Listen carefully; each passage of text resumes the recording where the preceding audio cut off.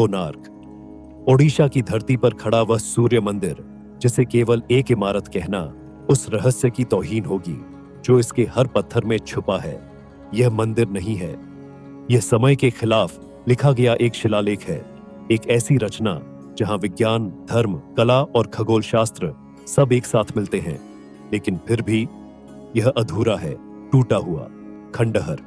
सवाल उठते हैं, क्यों टूटा यह मंदिर? क्या हुआ था उस समय? क्या यह केवल एक आक्रमण की कहानी है या इसके पीछे कुछ और बड़ा छुपा है? आइए चलते हैं उस रहस्य की ओर जो आज भी समुद्र की लहरों के साथ गूंजता है। यह है कोणार्क सूर्य मंदिर का रहस्य। 13वीं सदी, गंगा वंश के राजा नरसिंहदेव प्रथम। एक सपना, सूर्य देव को समर्पित दुनिया का सबसे भव्य मंदिर बनाना। कहा जाता है कि 1200 शिल्पकारों की एक टीम इस मंदिर को बनाने में लगी। निर्माण में लगे 12 साल और मंदिर का आर्किटेक्चर ऐसा कि आज भी वैज्ञानिक हैरान हैं। कोणार्क का अर्थ ही है कोण और अर्क। सूर्य की किरणें जिस कोण पर इस मंदिर को छूती है वह केवल कला नहीं है, वह खगोल विज्ञान है।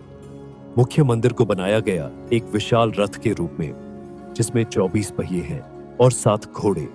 हर पहिए में 8 तीलियां, जो न केवल समय को दर्शाती है बल्कि एक अद्भुत सनडायल यानी सूर्य घड़ी का भी काम करती है। इन पहियों की छायाएं समय बताती थीं। सूरज की रोशनी जिस कोण पर गिरती उससे समय का अनुमान लगाया जाता।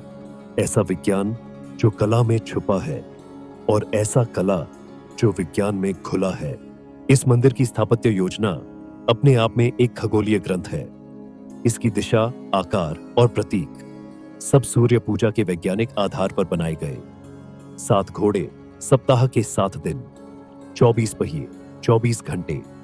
हर तीलियों का डिजाइन 8 प्रहरों का प्रतिनिधित्व। पहियों पर उकेरे गए नक्काशी में जीवन के हर रंग को दिखाया गया है।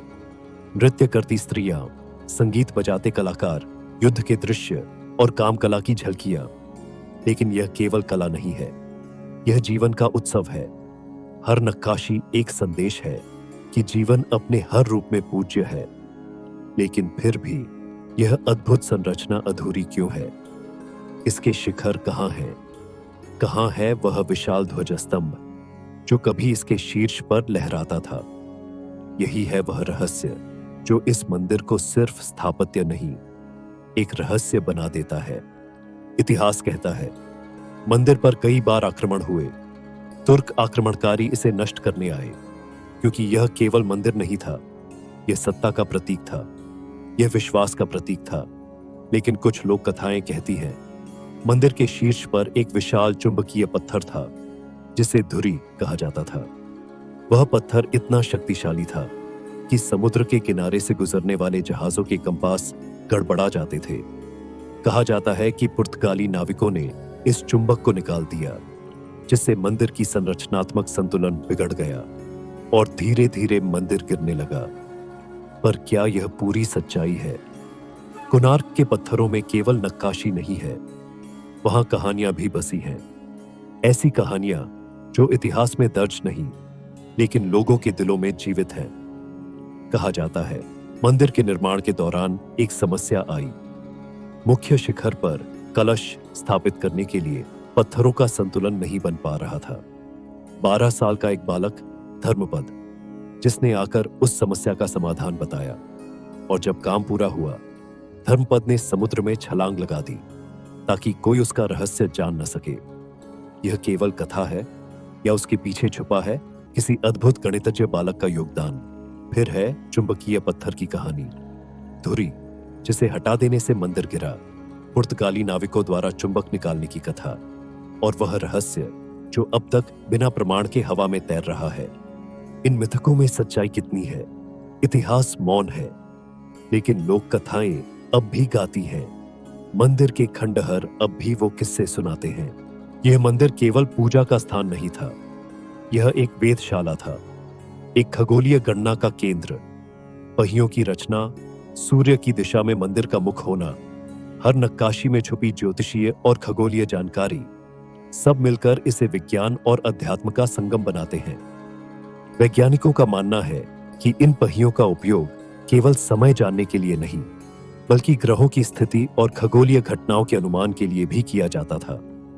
यह स्थापत्य केवल ईंट और पत्थर नहीं है, यह गणना है, यह चेतना है।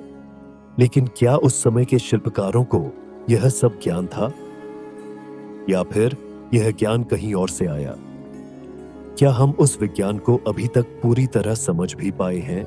सूर्य केवल ऊर्जा का स्रोत नहीं, वह जीवन का प्रतीक है, वह चेतना है। भारतीय दर्शन में सूर्य न केवल प्रकृति का हिस्सा है, वह स्वयं ब्रह्म है।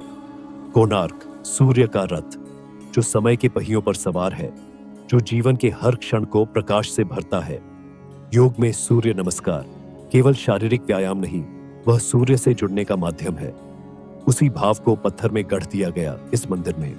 हर घोड़ा, हर पहिया जीवन के चक्र का प्रतीक है।